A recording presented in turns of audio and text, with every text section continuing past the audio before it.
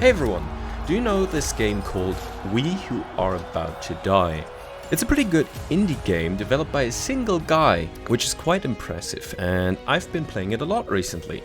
It has some interesting and unique mechanics, but at the same time it's not too complicated, so it's perfect for when you don't want to get too involved and just have some fun alongside something else. I also enjoy the style of this game. It's simplistic but at the same time beautiful, and it has a lot of variety in its maps and designs. The game is based in an ancient Roman gladiator scenario, where you play a various amount of aspirants seeking glory in the arena, with whom you will try and climb up the ranks by fighting your way to the top, earning yourself better gear, more money and more fame. However, it's an action roguelike. For those who don't know what that means, it means you're gonna die a lot, with a permadeath. So if you play a character and this character dies, he's gone. And you will be playing over and over and over again until you achieve your goal.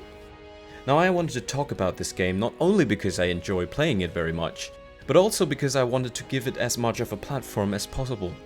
If you have a look at the Steam page, it's very good reviewed by most, and everything that I found out about both the developer and the making of this game just shows me that there is a lot of passion going into this game. And that's what I love to support. But now to the actual game. The footage you'll see is from some of my private runs, in which I played the slave, an ex-soldier, and a desperate politician.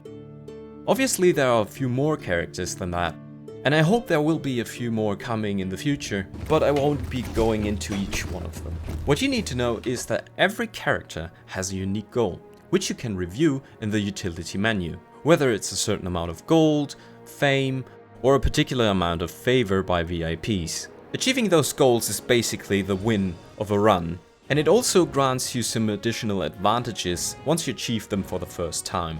So as you can see, even though the game has a permanent death for each character, there is actually an overall progress for everything in the game. Now, besides the overall progress, you obviously have to focus on each individual character. This is where a lot of interesting mechanics come into place, because this game isn't just action, it's also strategy.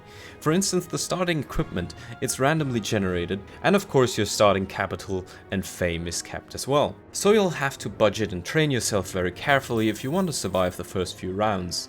You can technically influence what you receive in the shop, however that only goes for the next round, and it's also limited by category, which will then randomly give you some armor parts. And in the beginning, you'll probably just have to go with whatever you have. Besides that, there are a lot of different Skolo upgrades, which grant you some advantages, but all of them you'll only be able to access once you've won a few rounds. Which gets us to the main aspect of the game, the actual fights. During the preparing phase of each round, you can choose which fights you want to join. However, there is a limited amount of information given for each one. There are both options for revealing information about a single match, as well as revealing information about all of the matches. This is gonna cost you fame, and considering there are various amounts of match types, like for instance one versus many, it is a very good thing to invest in. Different characters have different advantages and disadvantages. In one of my runs I played the desperate politician. For him it's very difficult to get fame because it's difficult to rally up the crowd during a fight. As you can see, already there's a lot of things to consider, even before going into battle at all. And once you're inside one, it's not gonna stop there. The game is very focused on its physics. This means you'll have to choose your direction of attack, as well as block very carefully. Also, every kind of gear is superior to another. It's kind of like rock, paper, scissors, where each build is superior to another. Anyway, all of those things aren't even the most important part. The most important thing is to get the crowd to cheer for you. This means you'll have to listen to them. During a fight, everything you do will be noted by the crowd. Use of weapon, fighting style, damage dealt, and a lot of other things. For instance, sometimes they want you to switch weapons. Ignoring this request will result in a decrease of favor, which you obviously want to avoid. And ideally, at the end of a round, you will both have survived and pleased the crowd. Once victorious, you will receive money and favor multiplied by your performance. The only alternative is that your character dies and you start all over again. After each fight you can invest your rewards into better gear, Skolo upgrades, or you can just manage your training or heal yourself.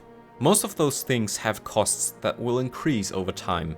As you can see, this game has a lot to offer besides just bashing NPCs' brains in, but also I have to point out that this game is still early access.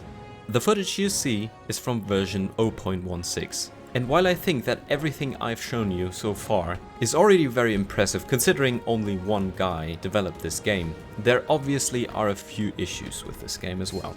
As you noticed, this game has a lot of unique and very beautiful designed maps. Some of them even have an active effect on the fight. But there are also a few maps which don't really cooperate with the point of view. This mostly results in you dying or being hit because you didn't see what you're doing. Also, while the physics of this game work very well during a 1v1, if it comes to more than one enemy, it just gets very confusing and also random. Because basically it's just a chicken chase across the map. As for now, there's not really a strategic way of the NPCs to approach you. They're all just running at you straight, getting in each other's way and even hitting or killing each other. While funny, it sometimes can get very annoying, and I hope things like this get fixed in the future. But honestly, I have to say that this is quite acceptable for an early access game which got released a few months ago. Overall, I think for a little over 20 bucks, this game is a gold piece, especially for indie and early access games. I think it was worth every penny. Of course, I'm gonna give you a link in the description so you can check it out yourself. And for those of you who are gonna buy and play it, I wish you very much fun and luck as you join those who are about to die.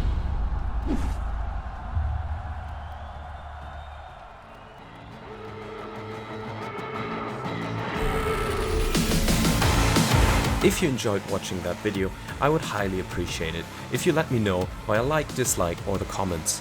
Also, if you want to support the channel or watch it grow, I recommend checking out my Patreon. Anyway, thanks for watching and have a nice day.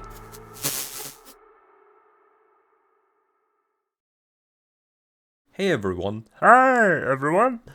No. Where you play various different aspirants. Is it called aspirants? Aspirants. I actually have to look that one up, to be honest. Aspirant?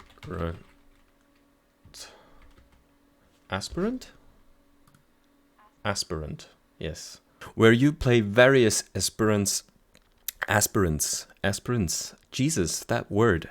The game is based in an ancient Roman gladiator scenario. The game is based. Alright, no, that's not.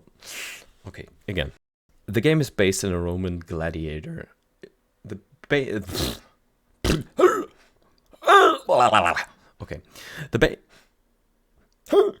In which you have to very carefully select your direction of attack and block. Now, once victorious, you will receive. I wish. Gotta drink something. Mouth is dry.